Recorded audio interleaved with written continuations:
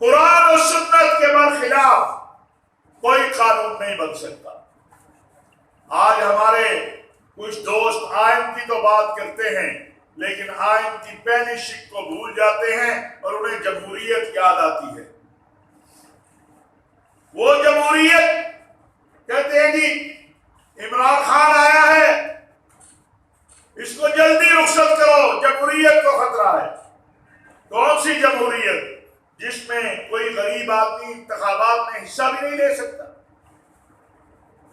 آپ گواہ نہیں ہیں کہ یہاں پر کوئی غریب آدمی بلدیاتی الیکشن نہیں لڑ سکتا، چاہے جائے کہ قومی اسمبلی اور صوبائی اسمبلی کا الیکشن لڑے۔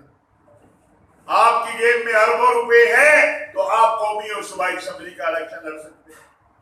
جمہوریت کا آغاز تو اس بات سے ہوتا ہے کہ جمہور کی بات کو ایوان میں سنا جائے